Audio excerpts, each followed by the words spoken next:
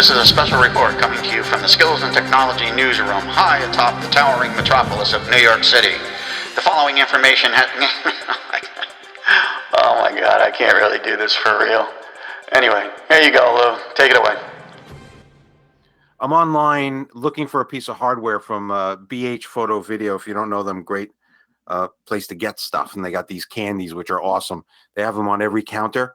So you sit there, Joe, as you know and love, and you ask questions, leave with great equipment, and eat some hard candy. And it's just such a fun thing to do, and it's so iconic. But anyway, they were talking about outfitting your iPhone for filmmaking, and the article spoke about Steve Soderbergh, who did Traffic, Ocean's 11.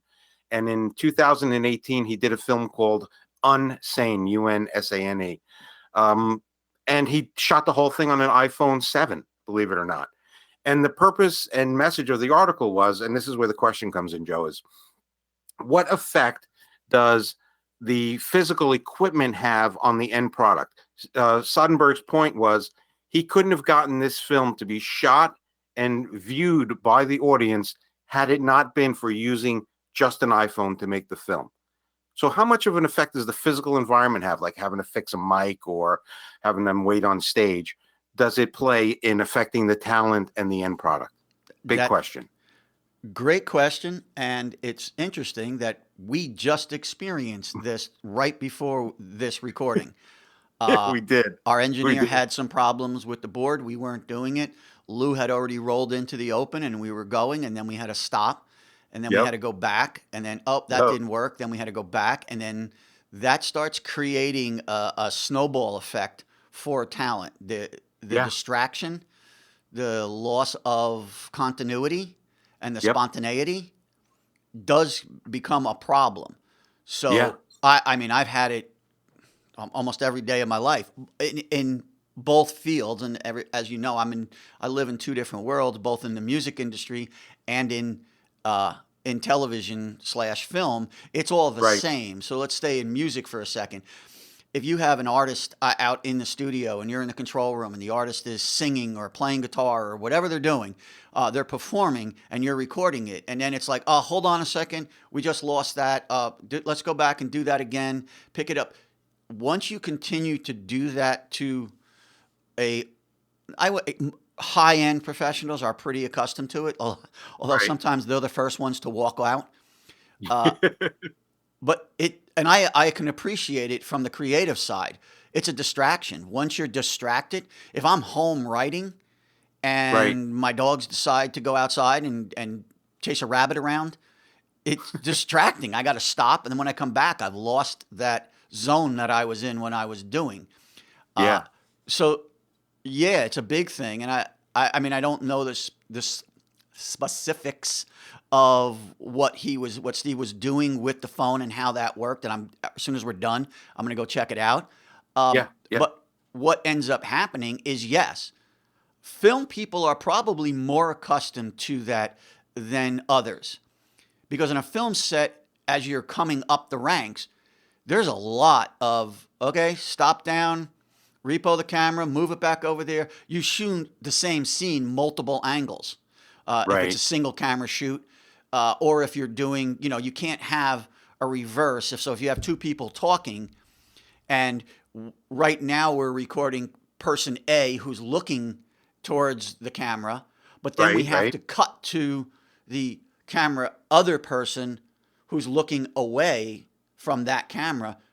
You can't have both cameras rolling at the same time because they're going to be in each other's shot.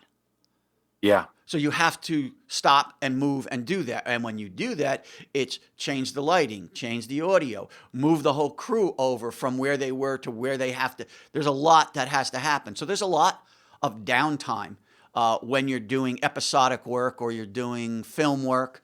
Now, if you switch to television in your studio or television on location, and it's stand-up, kind of a more of a sportsy feel or a news feel. That is very spontaneous. And those people, that talent, isn't accustomed to having to stop. So when they're in a conversation and they're buzzing along, if you interrupt that, look, it can't be live, obviously. But even if Yeah, you're doing live to tape, which is or live to tape, it's no longer tape, live to disc, live to digital, Right. live to whatever, Right. any recording medium, you stop them, you're gonna have a problem. Yeah. Because any of us, in the middle of a conversation, how many times have you been in the middle of a conversation, somebody interrupts you, and then you go, oh, crap, where was I? What was I talking about? Yeah. Well, think about that with 5 cameras looking at you and lights, and you know you're in a different environment than a casual conversation with your friend at a party. So, Yeah. yes, I 100% agree, and that's something that we all have to learn, being on the opposite side of the camera, that be sensitive to those people. Make sure you get it done. I can't tell you the dozens and dozens of times when we're ready to go and we finally bring talent in. We've blocked our shots. We've set our lighting. We've done all our focusing. We've checked out and faxed out all our mics, and we're ready to go. And talent walks in, and we pin mics on people. This is in that more of a TV studio environment. We pin the mics on them. We're ready to go. And then all of a sudden I hear from the audio guy, I'm getting a buzz.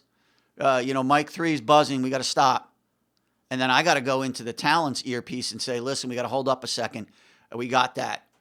Right. And then inevitably I get are you kidding me? And then I've got executive producer sitting behind me. Why wasn't this all checked out before? Why are we doing this now? You can't interrupt. And then it just becomes a thing. Yeah. And then, Joe, you're starting that whole chain of events that you spoke about earlier. And you know what? We're going to take a deeper dive into this in our next full-length podcast, ferrocity.com. And the thing that I'm excited about is specialty cameras, and Frank Scacciaferro coming on and talking about that. Because what are specialty cameras? They're ways of avoiding that interruption, right? To a degree, yes. Yeah. Yeah. To a degree, yeah. So thanks for your insights on this, buddy. And I'll see you on that podcast that we're going to do. You got it, friend. Take care. You got it. Bye. Thanks for listening to today's show. We've got some really exciting online courses coming up on ferrocity.com. See for yourself the exclusive details at ferrocity.com and make sure you get on board for early notification of class openings, enrollment opportunities, and founding member benefits. Details at ferrocity.com.